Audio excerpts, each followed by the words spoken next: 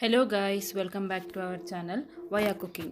ఈరోజు నేను పాలక్ పన్నీర్ రెసిపీ ఎలా చేస్తే చాలా టేస్టీగా వస్తుందో మీకు చూపించబోతున్నాను.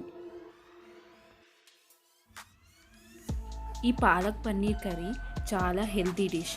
దీనిని మనం మార్నింగ్ టిఫిన్ లాగా అండ్ ఈవినింగ్ డిన్నర్ టైంలో కూడా తీసేసుకోవచ్చు. దీనిని చపాతీలోకి, నాన్స్లోకి తింటే చాలా టేస్టీగా ఉంటుంది. ఇక ఏమాత్రం లేట్ చేయకుండా ఈ పాలక్ పన్నీర్ రెసిపీని రెస్టారెంట్ స్టైల్లో ఇంట్లోనే చాలా ఈజీగా, టేస్టీగా ఎలా చేయాలో చూసేద్దాం. ఫస్ట్ పాలకూర ఒక 3 కట్టలు తీసేసుకొని ఇలా పెద్ద పెద్దగా ఆకుల్లాగా కట్ చేసేసుకొని పక్కకు పెట్టేసుకోవాలి. తర్వాత స్టవ్ మీద ఇలా వాటర్ పెట్టేసి బాయిలింగ్ వచ్చేంత వరకు వెయిట్ చేసి ఈ పాలకూరని అందులో బాయిల్ చేసేసుకోవాలి. ఒక 2 మినిట్స్ అందులో మరగనివ్వాలి.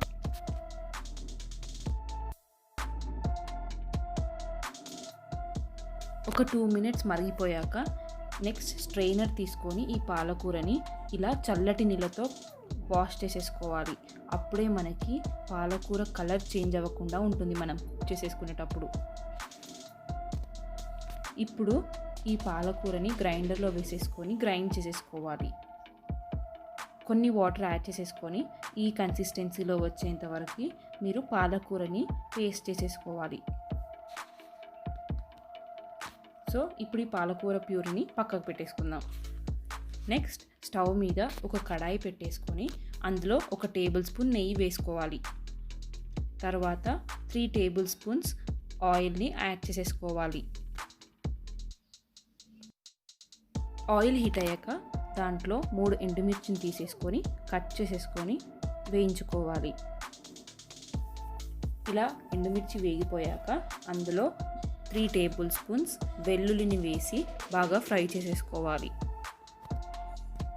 వెల్లుల్లి ఫ్రై అయిపోయాక అందులో 1/2 కప్ ఆనియన్స్ యాడ్ చేసేసుకోవాలి.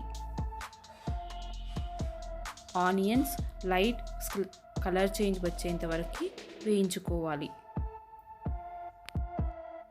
ఇప్పుడు ఇందులో 1 టేబుల్ స్పూన్ జీలకర్రని యాడ్ చేసేయాలి. ఇప్పుడు ఇవన్నీ బాగా ఫ్రై అయిపోయేలాగా ఒకసారి బాగా కలిపేసుకోవాలి. ఒకసారి ఫ్రై అయ్యాక అందులో 1 టమాటా, 3 ఎండుమిర్చిలను తీసేసుకొని పేస్ట్ లాగా చేసేసుకొని దీంట్లో వేసేసుకోవాలి.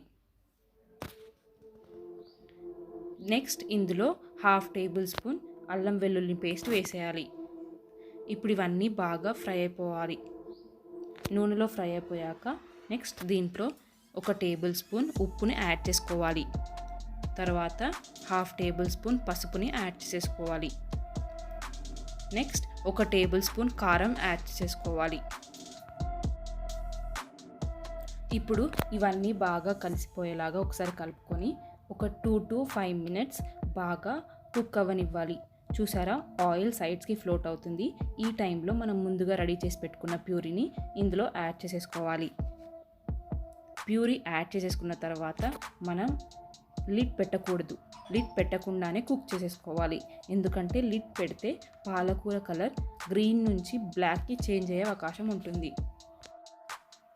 ఇలా ఫ్రీక్వెంట్గా మనం కర్రీ కన్సిస్టెన్సీని చెక్ చేసేసుకోవాలి. కర్రీ మరీ థిక్గా ఉండద్దు, మరీ పల్చగా ఉండద్దు. ఒకసారి మనం కన్సిస్టెన్సీ వచ్చేసాక అందులో 1 టేబుల్ స్పూన్ ధనియాల పొడి యాడ్ చేసేసుకోవాలి. తర్వాత 1/2 టేబుల్ స్పూన్ జీలకర్ర పొడి యాడ్ చేసేసుకోవాలి. తర్వాత 1/2 table spoon garam masala add చేసేసుకోవాలి. ఇప్పుడు ఇవన్నీ కలిసేలాగా ఒకసారి బాగా కలిపేసుకోవాలి. ఇలా 2 మినిట్స్ కుక్ అవ్వనిచ్చుకున్న తర్వాత ఇందులో ముందుగా ఆయిల్లో ఫ్రై చేసి పెట్టుకున్న పన్నీర్ ముక్కలని క్యూబ్స్ లాగా కట్ చేసేసుకున్నాను. దాన్ని దీంట్లో యాడ్ చేసేసుకుంటున్నాను. పన్నీర్ ముక్కలు యాడ్ చేసిన తర్వాత ఒక 5 మినిట్స్ సిమ్ ఫ్లేమ్లో కుక్ అవ్వనివ్వాలి. 5 మినిట్స్ తర్వాత ఇందులో కసూరిమేతిని యాడ్ చేసేయాలి.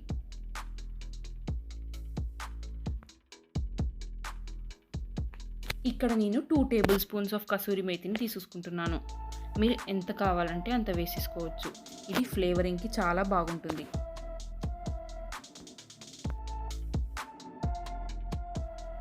కసూరిమేతి యాడ్ చేసేసుకున్న తర్వాత ఇలా ఒకసారి బాగా కలిపేసుకొని ఒక 2 మినిట్స్ కుక్ అవ్వనివ్వాలి.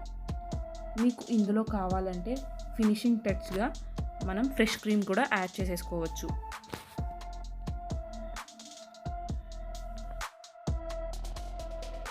ఒక 5 మినిట్స్ సిమ్ ఫ్లేమ్లో కుక్ అవ్వనిచ్చుకోవాలి. సో మనకు పాలక్ పన్నీర్ ఆల్మోస్ట్ రెడీ అయిపోయినట్టే.